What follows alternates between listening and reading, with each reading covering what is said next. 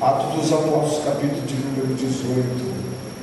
Vamos ler do verso 1 até o verso de número 11.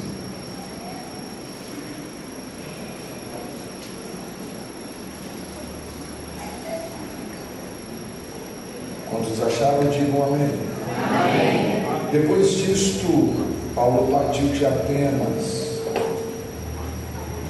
Chegando a Corinto, achou um judeu por nome de Áquila, natural do Ponto, que há pouco havia vindo da Itália, e com ele Priscila, sua mulher, pois Cláudio tinha mandado que todos os judeus saíssem de Roma. Paulo foi ter com eles, e por ser do mesmo ofício, fabricante de tendas, ficou com eles e trabalhava. Todos os sábados ele discutia na sinagoga e convencia a judeus e a gregos.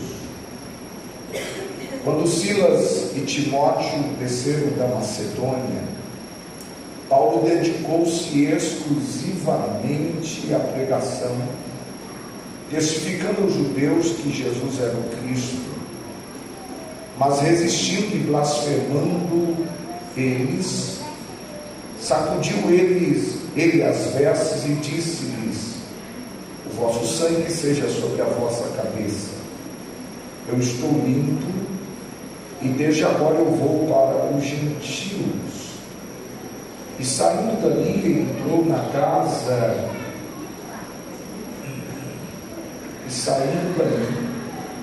Entrou na casa de um homem temente a Deus, chamado Tito Justo, cuja casa ficava junto da sinagoga. Cristo, o principal da sinagoga, creu no Senhor com toda a sua casa, e muitos dos coríntios, ouvindo, creram e foram batizados. Disse o Senhor em visão a Paulo: não temas, mas fala e não te cales, pois eu sou contigo, e ninguém lançará mão de ti para te fazer mal, porque tenho muito povo nesta cidade. Então Paulo ficou ali 1 ano e 6 meses, ensinando entre eles a palavra de Deus.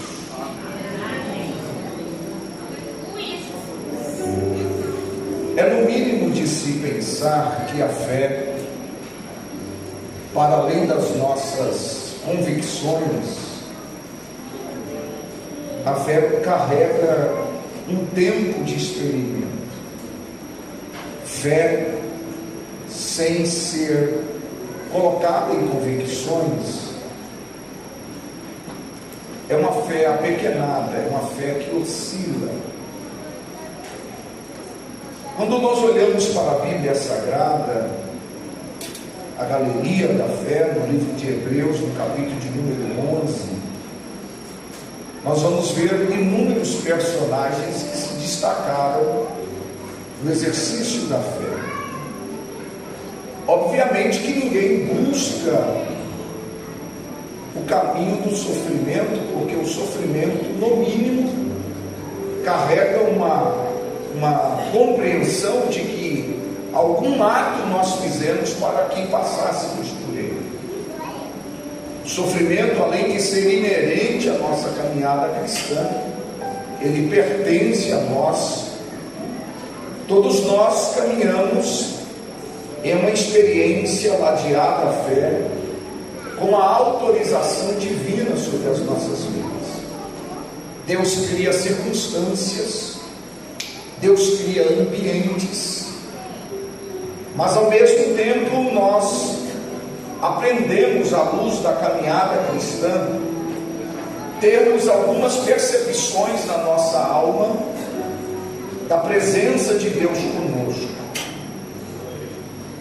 A grande questão em torno disto é de que, uma vez que a nossa fé vai sendo provada, na maioria das vezes até que haja uma realização do que Deus está propondo em fazer conosco, a nossa vida interna vai se reduzindo.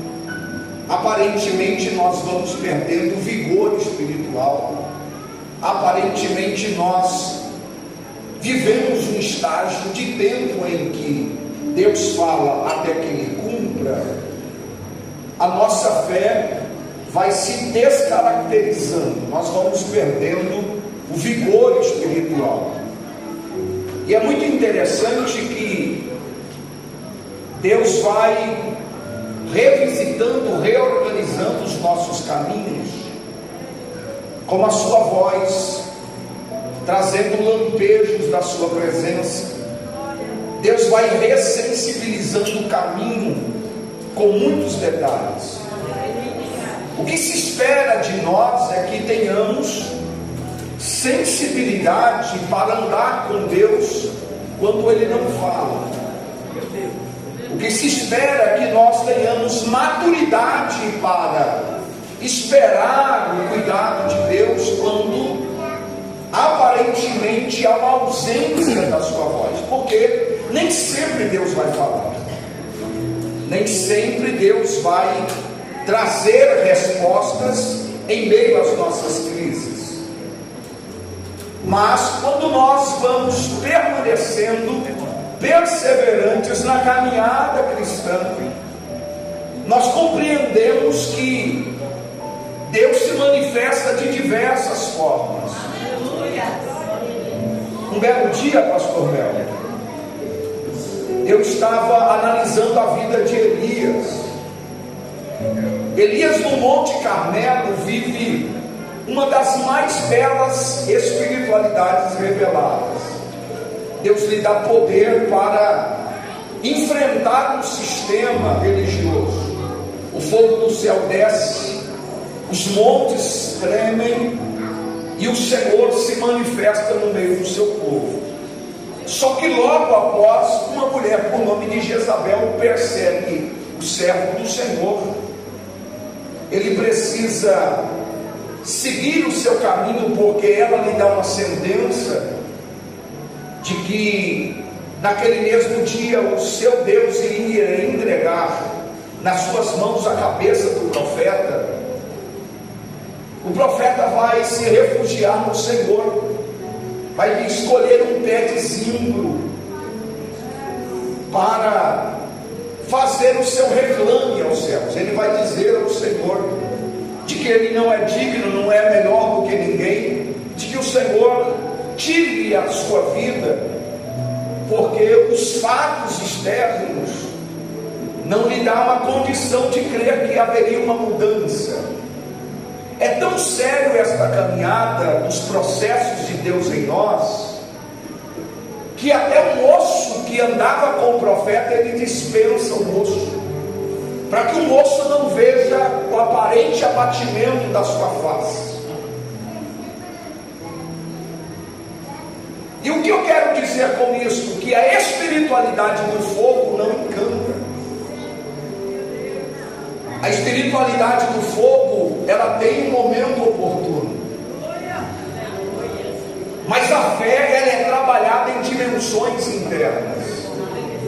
E para a fé ser trabalhada interna, a gente, na maioria das vezes, a encontra no resíduo da nossa esperança. Eu vou melhorar. O livro de Jó, no capítulo 22, verso 28, vai dizer assim: determinando tu algum negócio, ser-te-á firme, e a luz vai brilhar no teu caminho. A luz só brilha quando a gente permanece firme, constante. E parece que a gente ora para Deus colocar luz para a gente aprender a caminhar. Deus coloca a luz no final para saber, para que nós saibamos de que Ele esteve o tempo todo conosco, ainda que nós não tenhamos tido sinais, evidências. Nós não tivemos tempo nem de abrir caixinhas de promessas,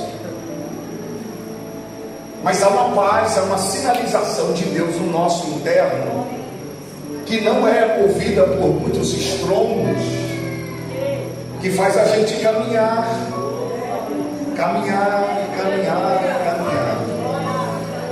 Deixa eu concluir a passagem do Elias. Ele entra na caverna, e quando ele entra dentro de uma caverna, Deus, para tirar ele da caverna, manda trovão, manda terremoto, dá sinais do lado de fora, mas ele não sente a mesma presença que ele sentiu quando foi para usar aquela presença.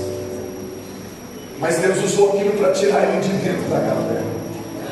De repente vem uma brisa suave, toca ali a face, ele diz: o Senhor está aqui. O Senhor está aqui.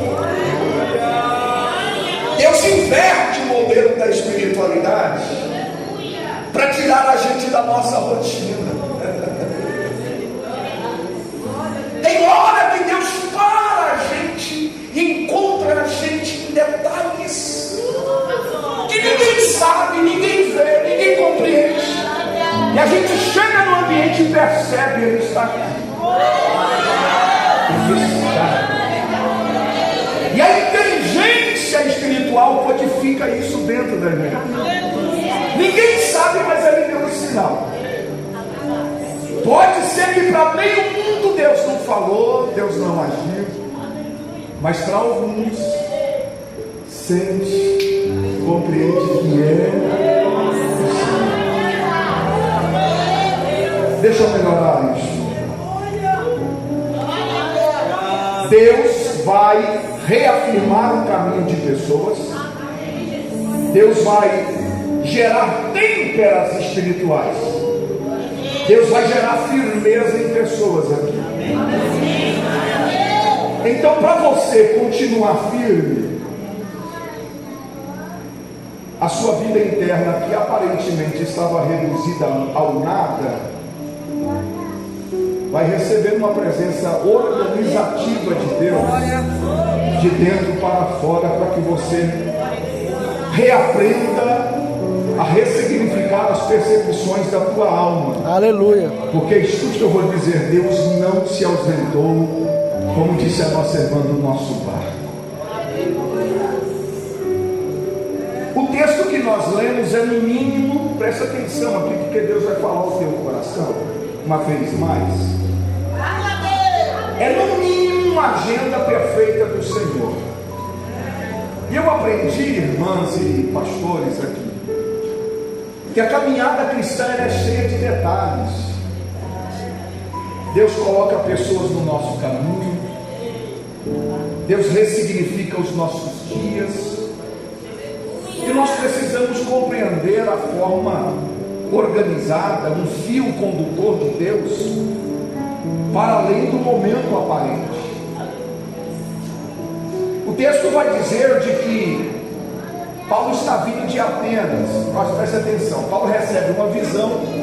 A visão é de um varão que lhe aparece e diz: passa a Macedônia e nos ajuda. Paulo automaticamente obedece à voz do Senhor, vai à direção da Macedônia e faz uma peregrinação evangelística, pregando o evangelho do Senhor Jesus.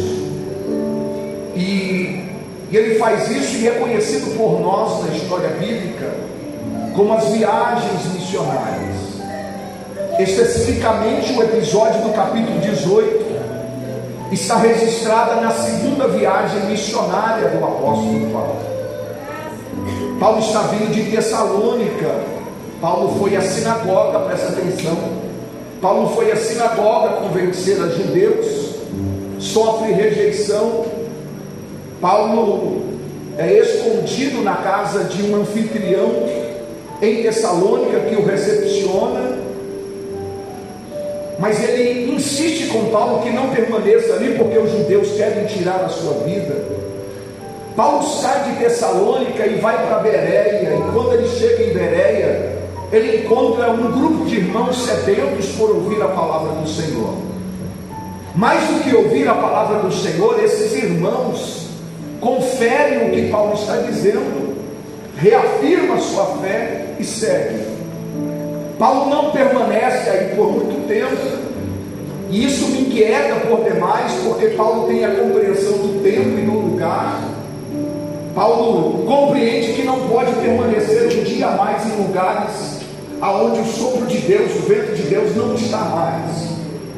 Paulo se desloca de Bereia e vai à região de Atenas, vai discursar com o campo filosófico, vai dar resposta a um altar que for erguido em meio a tantos outros altares, denominado um altar a um Deus desconhecido, que Paulo intitula ser o Senhor. Paulo discursa com estes irmãos, e mais uma vez a perseguição vem até o encontro de Paulo, porque Paulo está sendo acusado de introduzir heresias, falsos ensinamentos. Paulo vai falar acerca da ressurreição, Paulo vai falar da vida em Deus, Paulo vai confrontar sistemas religiosos, mas ele compreende que o discurso em Atenas não é um lugar oportuno para o que está ardendo no seu peito. Então o que Paulo faz? Paulo estrategicamente escolhe a cidade de Corinto para se direcionar e pregar o Evangelho. E aqui tem um ponto interessante para mim, e me permita expor aos amados irmãos. É que Deus vai respeitar as escolhas do apóstolo. O apóstolo é alguém que anda tão sério com Deus, que as suas escolhas têm respaldo no céu. A questão não é só orar, é que a nossa oração esteja enquadrada dentro de um padrão bíblico, que quando eu orar, Deus responda sem eu precisar me debater sobre a oração. Tem gente que ora e não recebe resposta à oração, porque a sua oração não está enquadrada dentro de um padrão que Deus quer. É verdade, Jesus. Meu Deus.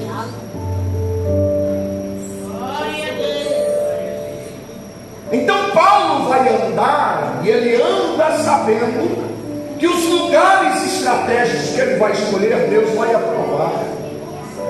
Isso é tremendo. As ações de Paulo têm respaldo na maturidade das suas escolhas em Deus.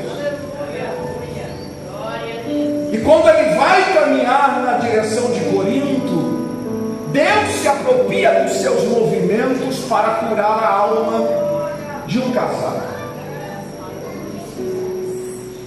Paulo vai para Atenas. Sai de Atenas para Corinto, uma distância de aproximadamente 80 quilômetros. E quando ele chega em Corinto, e presta atenção aqui, quando ele chega em Corinto, ele vê um casal. E quando ele vê este casal, Paulo se junta a eles. O verso de número 2 vai dizer: e Paulo foi ter com eles. Por que o olhar de Paulo foi na direção de um casal? Com tanta coisa estratégica dentro da cidade, Paulo vai gastar tempo com um casal. Porque com tantas estruturas, Paulo vai na direção de um casal. Paulo vai na direção de um casal e vai conversar com este casal. Esse casal acabara de vir de Itália. Ele sai de Itália porque o imperador que lá está, por nome de Cláudio, está perseguindo os judeus. Além de perseguir os judeus, ele mata os judeus. Mas esse casal, por conta de uma perseguição, eles deixam Roma e vai na direção de Corinto. Esse casal vai fazer um trajeto de 1.220 quilômetros, saindo de Roma para Corinto. Paulo sai de apenas 80 quilômetros, e esse casal chega antes, começa a fazer tendas, sai de uma cultura que está o latim e vai para uma outra cultura que tem um outro idioma, que é o grego. É um casal que vai se adaptar num outro ambiente. Por uma questão muito óbvia, eles foram direcionados a Corinto. E quando eu olho esses detalhes de Deus em nos movimentar, Eu compreendo que ainda que a agenda presente não me dê resposta, Deus, a um tempo muito breve, vai ressignificar o porquê Ele ergue um imperador que persegue, e porque Ele me leva a lugares pelos quais eu não sei o que vai acontecer, mas Ele me leva e me dá a oportunidade de eu viver nesse lugar, de eu fazer tendas. Porque o novo, além de assustar, o novo sem Deus é uma morte, é assustador, é aterrorizante. Mas quando esse casal chega e vai fazer tenda e vai se adaptar, Paulo está resolvendo uma questão do altar ao Deus desconhecido no capítulo 17. Mas ele se desloca e chega na cidade de Corinto. Parece que eu estou vendo o ato dele, observando a estrutura da cidade. É uma cidade portuária, é uma cidade que as mulheres, pelo menos 10.000 mulheres, fazem do seu corpo um culto à prostituição. Os homens também cultuam o seu corpo. É um lugar de comércio, é um lugar de expansão. Paulo tem muita coisa para fazer nessa cidade. É uma cidade que requer estratégias. É uma cidade que Paulo não pode pensar raso. É um lugar de grandes proporções e de grandes decisões. É um lugar que ocuparia o apóstolo por muito tempo. Mas Deus não está olhando para a grandeza. Deus não está olhando para o lugar grande. Deus está olhando para um casal que chegou sem resposta, caminhou 1.220 quilômetros e por uma razão divina parou na cidade de Corinto. Que Deus é este que nos movimenta? Que Deus é este que marca lugares, agendas perfeitas para ressignificar a nossa história? Meu Deus!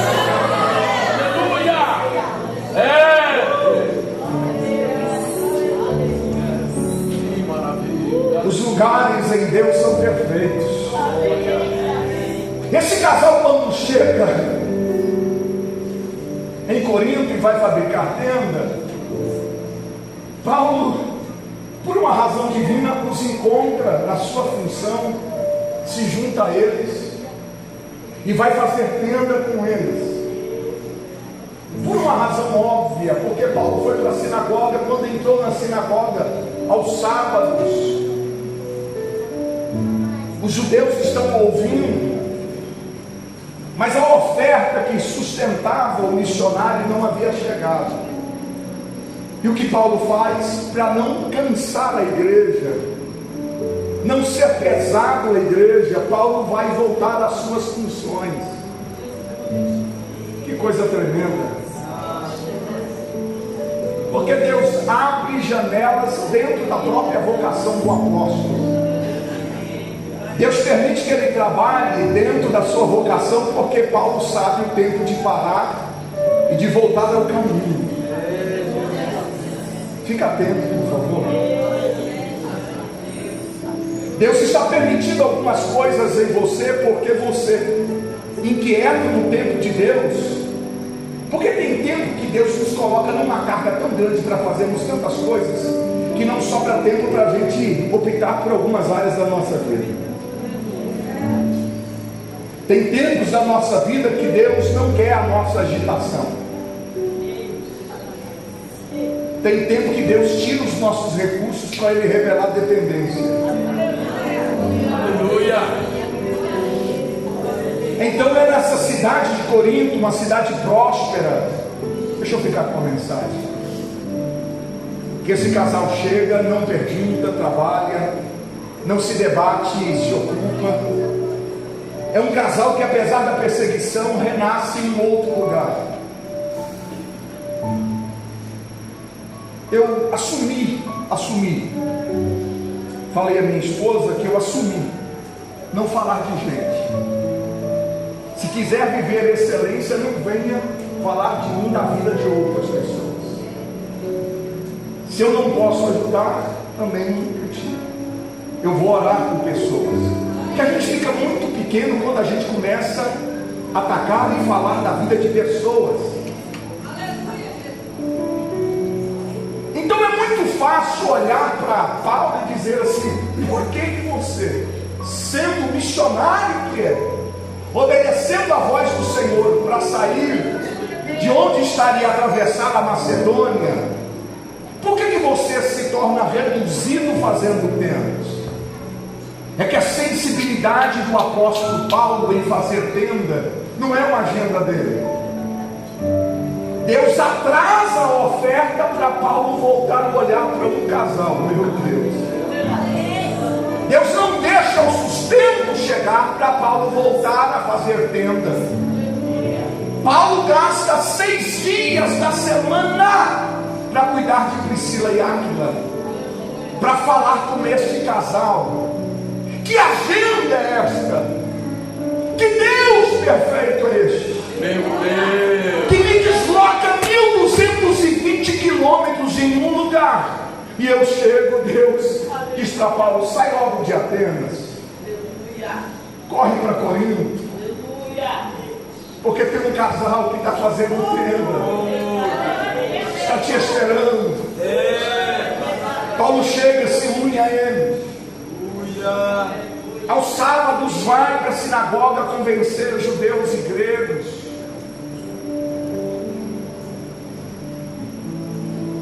De repente, Silas e Timóteo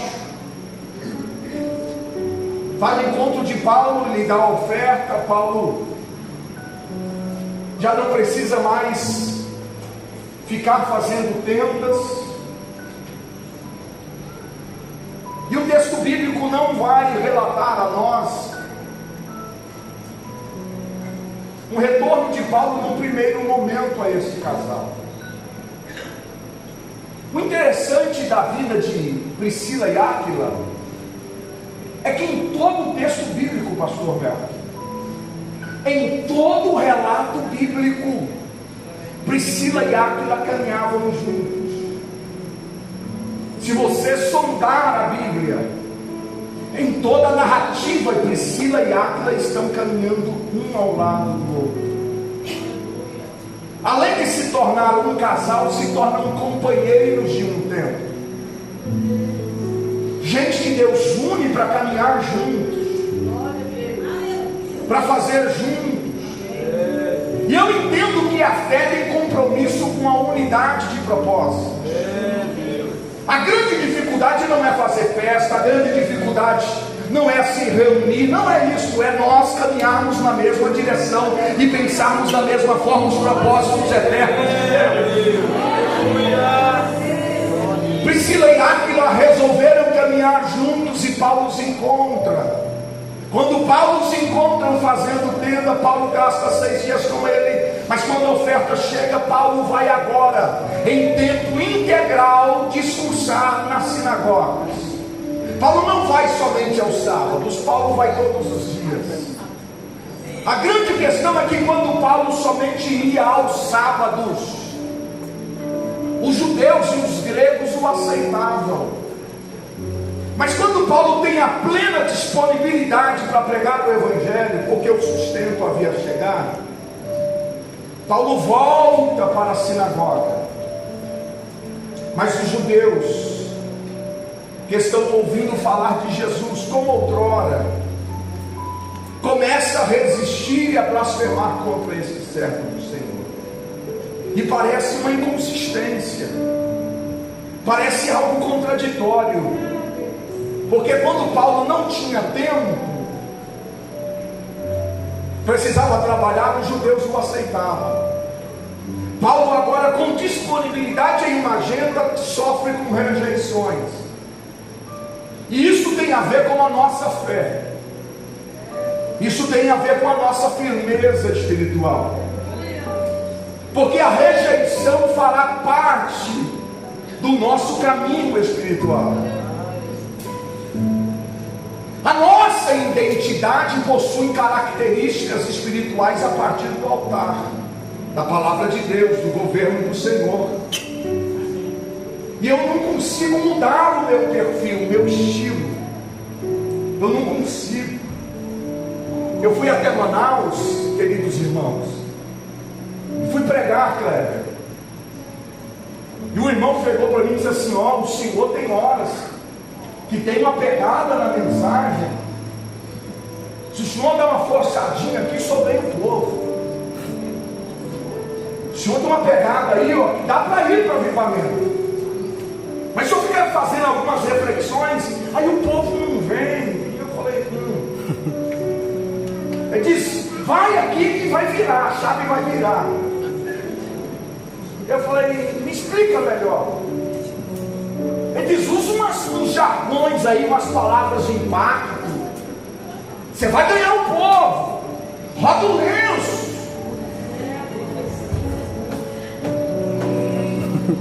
Eu olhei. Eu falei: eu vou perder a minha identidade. Esse negócio de se adequar para dar certo gera crise de identidade. A palavra nos forma. O chamado é individual. Espiritualidade não se transfere. O reino de Deus é lugar secreto. Deus trata, Deus chama, Deus vocaciona. Deus alicerça o seu modelo em nós. Então deixa eu te dar um conselho. Já estou dando um conselho. Espiritualidade é um modo de caminhar com Deus. Então, para você viver intensidade de espiritualidade, aprenda a caminhar no seu passo com Deus. Vou colocar de novo. Se você quiser viver em espiritualidade que te faz crescer, aprenda a caminhar com Deus enquanto Ele desenvolve espiritualidade com você. Não tenta copiar pessoas. Priscila e Áquila, um casal preservado pelo Senhor. Paulo, alguém chamado por Deus, vai sofrer resistência, vai sofrer blasfêmias. Paulo sabe o que é perseguição. Então deixa eu colocar de outra forma. Se você quiser revelar as dimensões da tua alma e do teu espírito, no mínimo, escolha dialogar com pessoas que passam por processos semelhantes ao que você passa. Não compartilhe espiritualidade com quem não ora, com quem não lê a Bíblia, com quem não gasta tempo com Deus. Seja mais seletivo para lidar com as dimensões da alma. Deus está preservando você de construir caminhos de dúvidas dentro da tua espiritualidade. Deixa eu melhorar. Deus vai blindar o caminho de pessoas aqui por conta da cura, do tratamento espiritual que Ele quer fazer com você e por você. Deus vai tirar do teu caminho pessoas e processos que não estão agregando o tempo dele e a agenda dele sobre a vossa vida. Deus vai aliviar o teu caminho para que você aprenda que é Ele que te chamou e lida com você em dimensões particulares da tua alma. Ei, Deus vai enviar o imperador para ficar de pé, para te tirar você de um lugar, para te levar a outro lugar que Ele quer falar com você, tratar com você, curar você, ressignificar a tua espiritualidade. Olha para cá, olha para cá. Se você não caminha com Deus, você vê o imperador se erguer como maldição.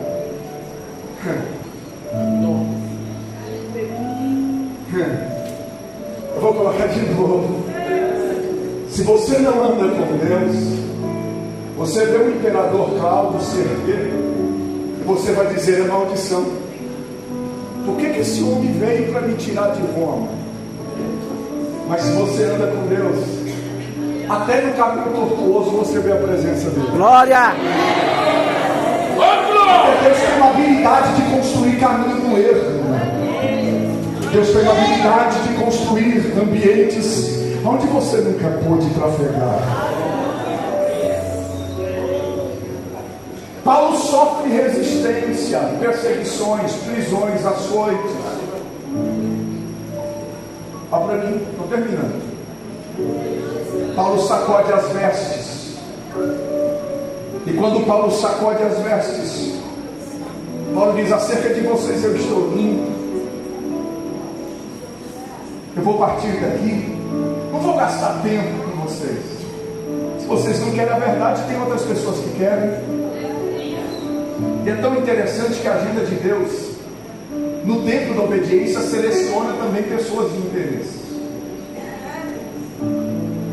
Na pandemia, eu li aproximadamente, e me permita dizer aqui, com muita humildade, eu li aproximadamente 300 livros na pandemia. E eu, porque algumas pessoas me procuraram: pastor, o que o senhor está fazendo? O que o senhor está lendo? Eu coordenava na época um grupo de casais do ministério. E nós criamos 80, eu fiquei responsável por 86 grupos de leituras. E eu comecei a indicar livros. E quando passou o momento trágico da pandemia, eu encontrei com um grupo de pessoas remanescentes da pandemia, com mente alargada. Gente que não estava falando da unha encravada, não estava falando do imperador, estava falando de conteúdos. Se você mudar a sua essência, eu vou falar, Deus vai ressignificar o teu caminho, o teu lugar e as pessoas que vão caminhar com você. Glória a Deus. Se você mudar os teus propósitos e colocar eles de forma relevante, Deus vai ressignificar quem vai estar caminhando com você de forma excelente.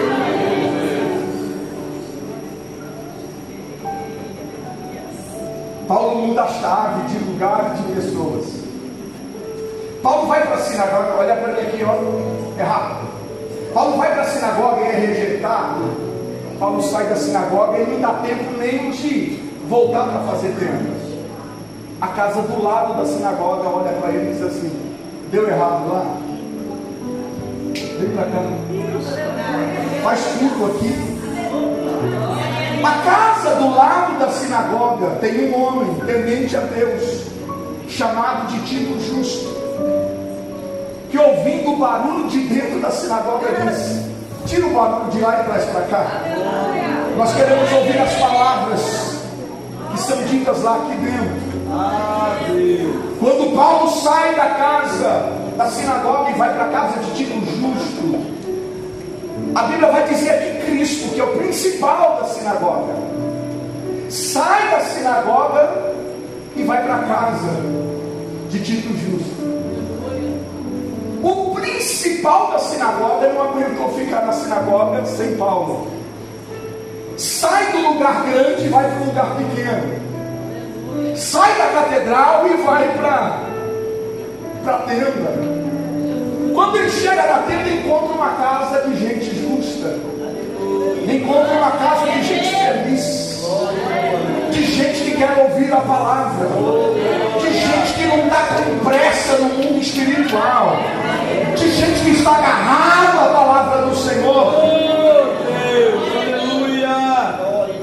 Paulo começa a pregar na casa do lado da sinagoga.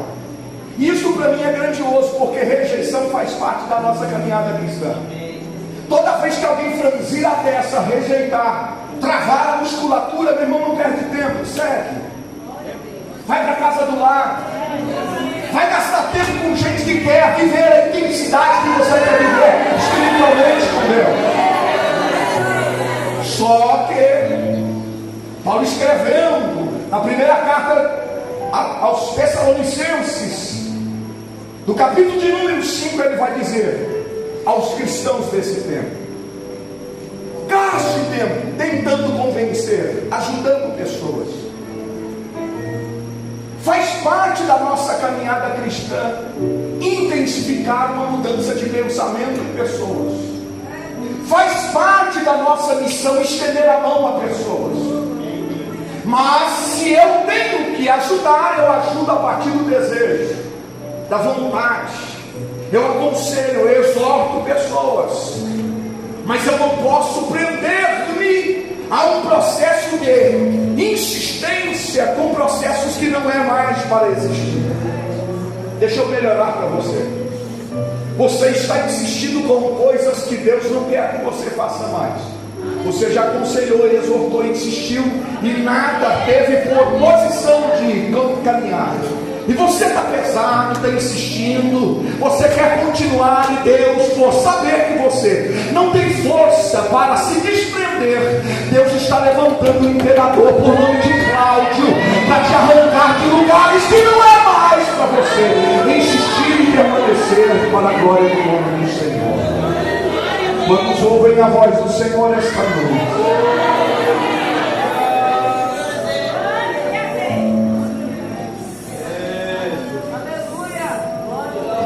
Na casa de Tito Justo, Cristo creu no Senhor, levou toda a sua casa, e quando Cristo aceita ele a sua casa, Cristo vai para Corinto, vai para as ruas, Cristo convence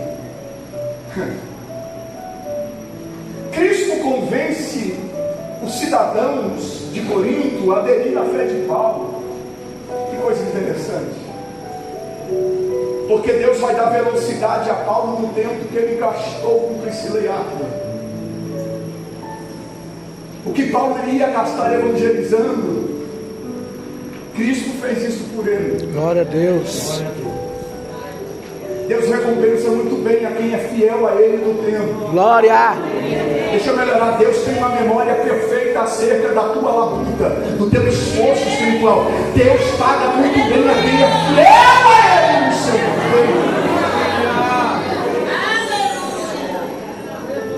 O tempo que você gasta com detalhes com Deus, Deus alarga no tempo necessário, através de outros métodos que você não fará esforço algum. Eu creio. Aleluia.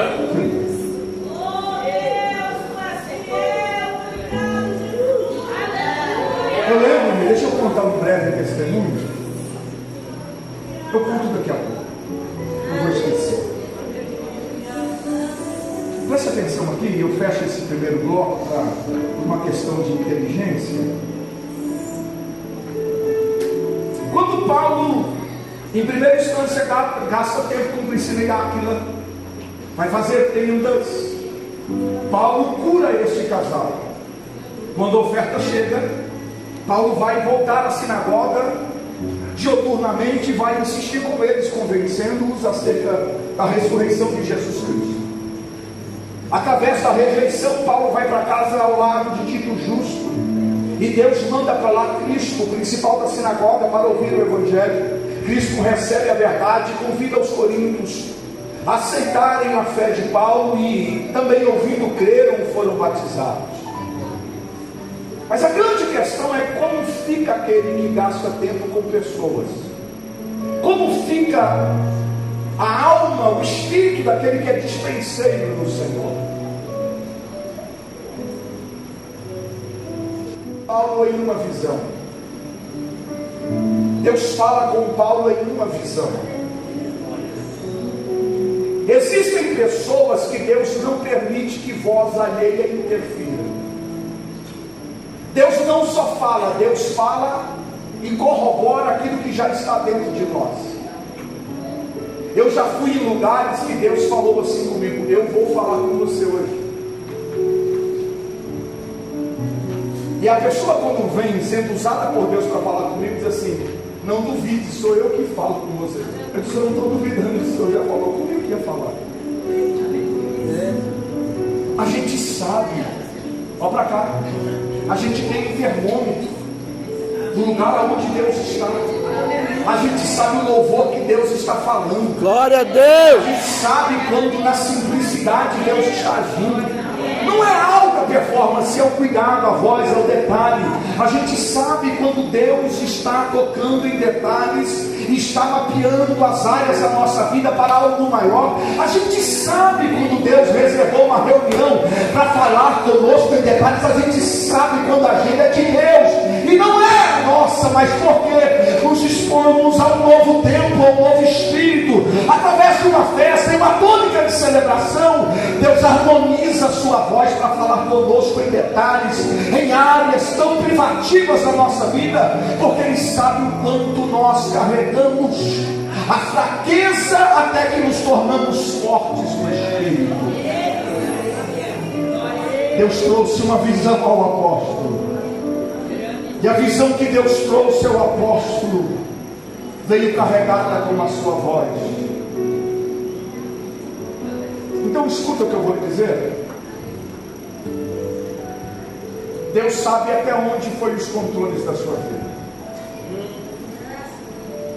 Deus sabe que você não consegue se reinventar em algumas áreas.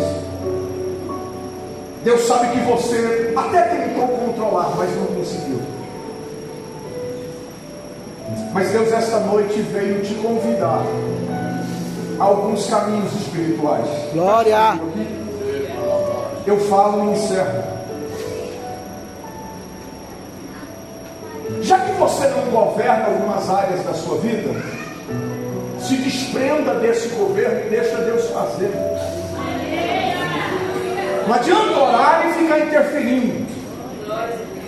Se você não tem saída, confia, entrega na mão do Senhor, descansa e deixa Ele fazer com você.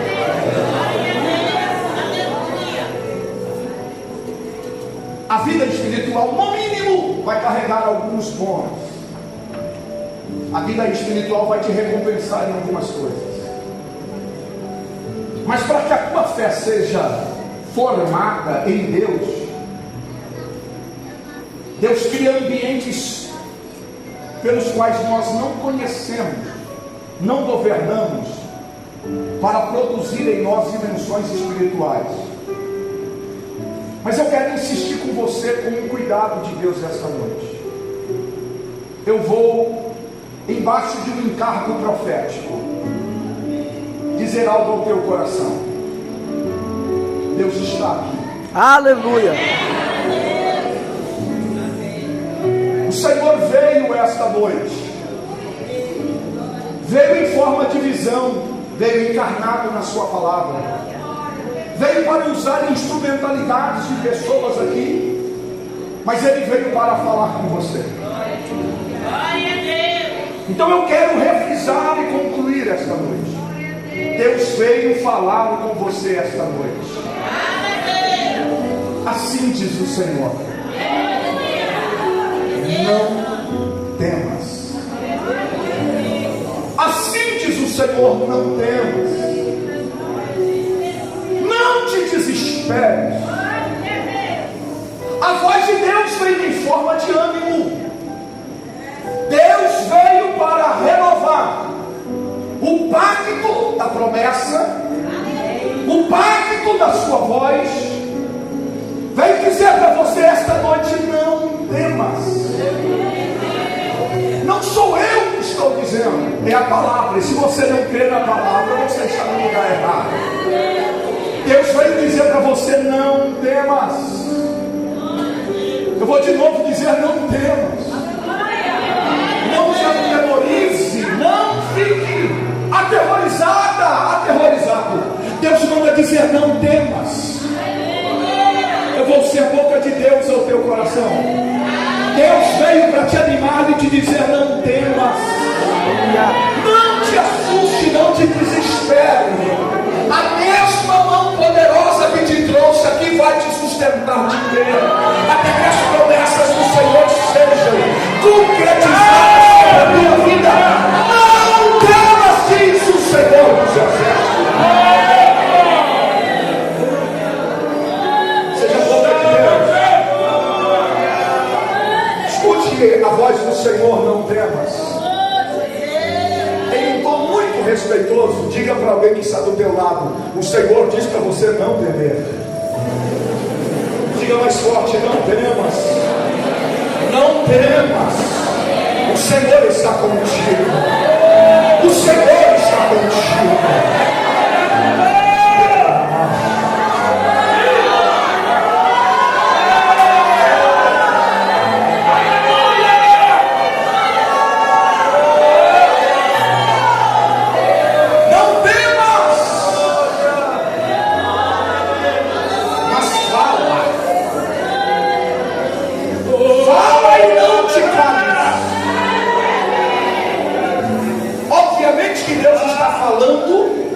Ao ofício do apóstolo Paulo.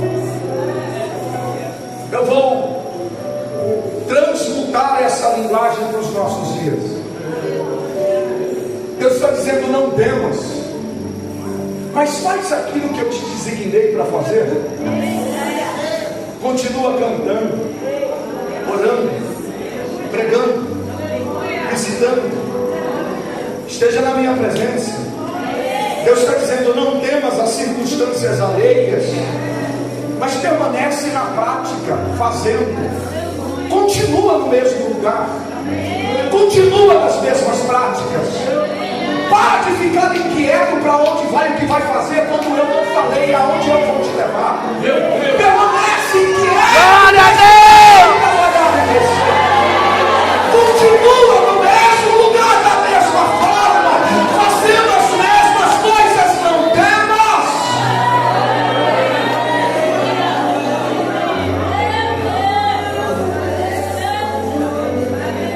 Fala e não te cales.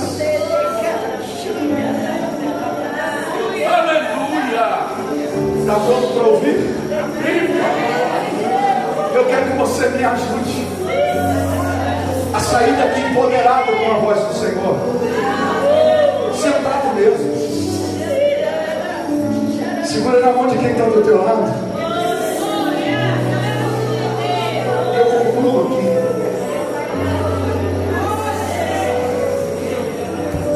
Diz o Senhor para ti: eu quero que você segure carinhosamente a mão dessa pessoa, e enquanto eu vou falando, você dá um toquinho de leve na mão dela. Assim diz o Senhor para ti: não temas. A ordem é imperativa. Fala, não te cales.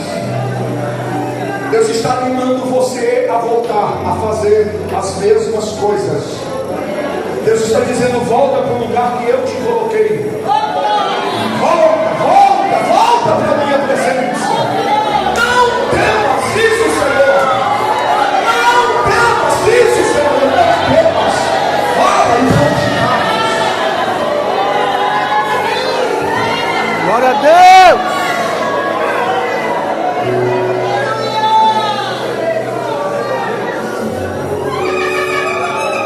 Aleluia a Deus! Glória! Não temas. Diz o Senhor: não temas. O mar vai se aquietar. A tempestade vai passar. Não temas. Deus vai descortinar um novo tempo. Não temas. A tua oração vai ser respondida. Não temas. Deus vai trazer resposta. Oh, glória! E vai ressignificar a tua história. Não temas, você serve ao Deus que é criador dos céus e da terra. Não temas, diz o Senhor.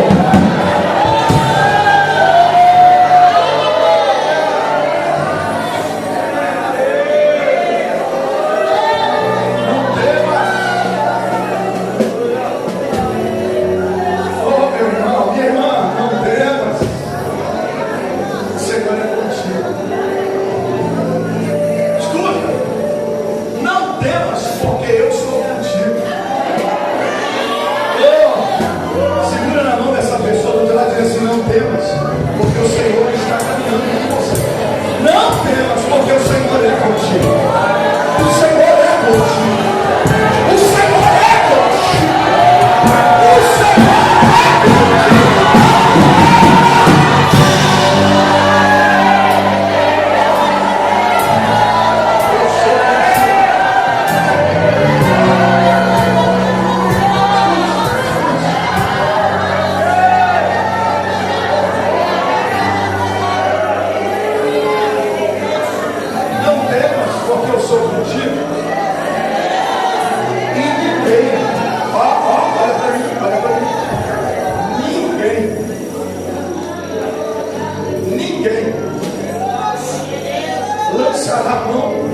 para te fazer?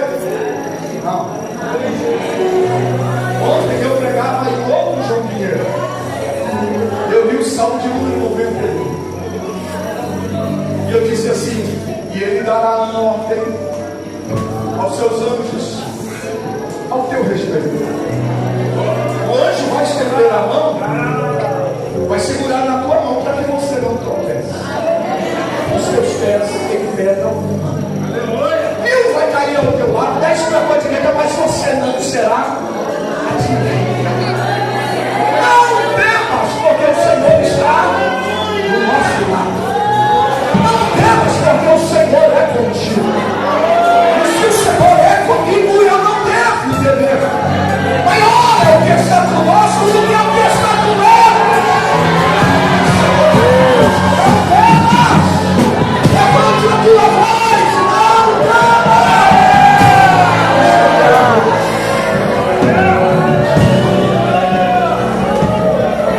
Ninguém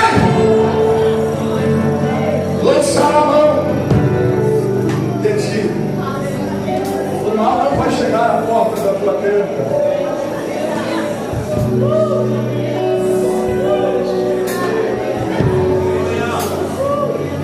Permita exercitar com o Senhor. Aí Deus vem e diz assim: está vendo o lugar que eu te coloquei? Faz nesse tempo tudo que eu colocar nas suas mãos.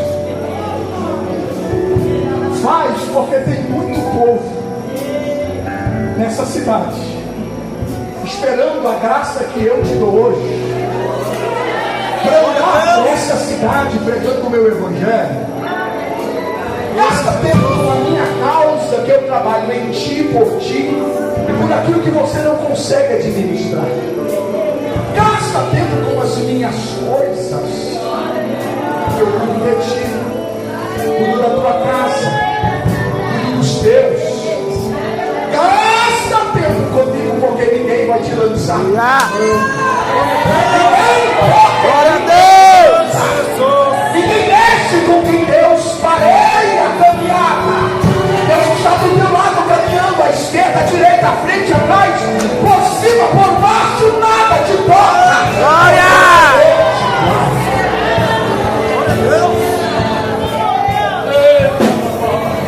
Paulo fica ali 1 ano e 6 meses. Glória a Jesus! Obrigado. Glória a Deus! O lugar que aparentemente seria curto e breve, a graça deu tempo para ele permanecer um tempo maior. Oh. Deus vai mudar a cara feia. Glória a Deus!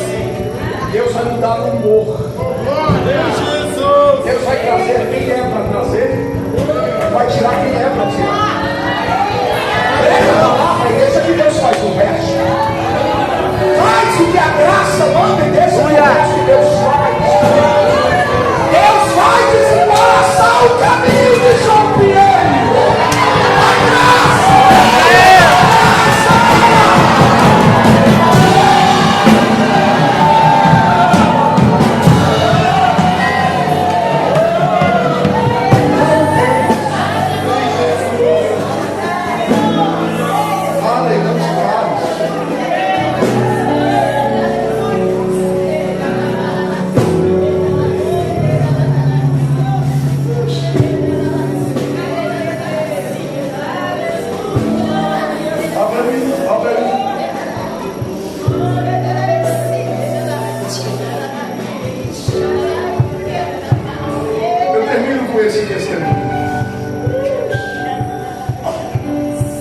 Eu passei por um processo de escolha na minha vida. E essa escolha retardaria um tempo em Deus. A gente erra. Mas quando eu estava nesse tempo, em 2006, Deus estava usando pessoas para dizer a mim que Ele me queria na sua presença. Eu não estava. Eu estava como diretor dentro de uma estrutura empresarial. Ganhava um bom salário. E Deus disse assim para mim: eu vou te levantar para pregar a minha palavra. Eu disse: usa outro. E deixa fora desse enredo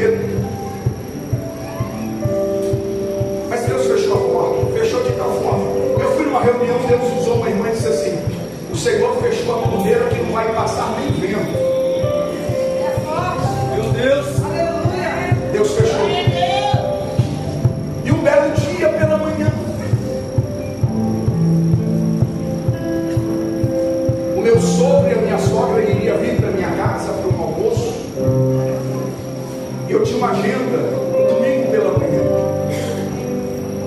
num bairro em São Paulo, chamado Diadema, uma cidade chamada Diadema, num bairro chamado Pantanal. O lugar que o carro, se descesse muito, precisava ser puxado de guincho. Rua barrenta. Eu estava cansado com alguns processos. Eu disse: Deus, o que eu vim fazer aqui nesse domingo de manhã? Só que quando eu cheguei no domingo de manhã, antes de eu começar a pregar, vem cá de novo, pastor. E o pastor foi gentilmente me apresentar naquele domingo de manhã. Ele colocou a mão na minha cintura. Ele disse: pastor, Deus mandou eu cantar uma música do Senhor. Eu falei: eu nunca vi isso. Um tipo de apresentação que Deus manda cantar uma música. E eu falei: vamos ver aonde vai. Eu estava inquieto. É aquele dia que você abre a Bíblia e não sabe o que vai pregar. Aí aquele pastor com a mão na minha cintura começou a cantar. Segura. E aquele pastor dizia assim: é meu, somente meu, todo o trabalho, e o teu trabalho é descansar em mim. Eu disse: amém. Aí ele falou: o senhor não estudou direito. Ele colocou os 5 dedos e cravou. Disse: escuta de novo. Pastor Beco não está sabendo fazer. Ele cravou e apertou e disse: assim diz o Senhor, é meu, somente meu,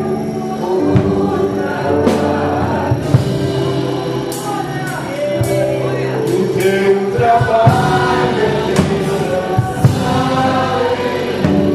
Ele virou para mim e disse assim: entendeu, pastor? Eu disse: entendi. E ele disse para mim: nunca mais rejeita a oportunidade de pregar o Evangelho.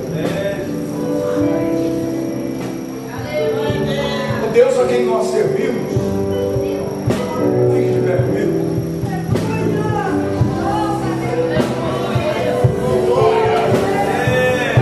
está mudando a agenda,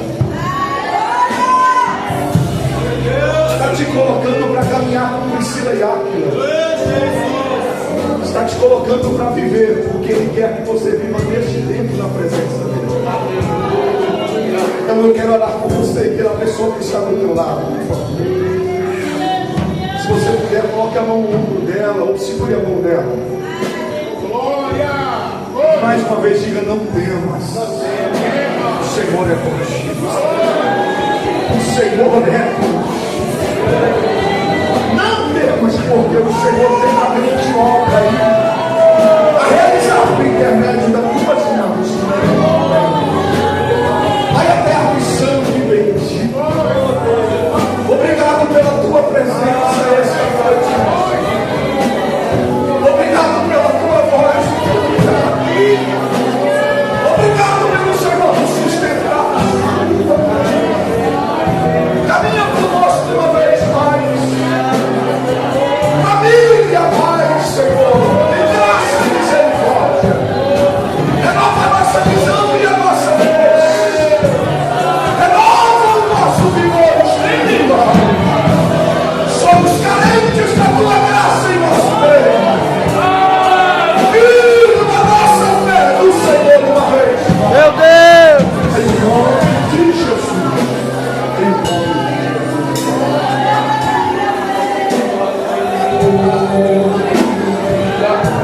Rádio JB, a rádio que faz a diferença.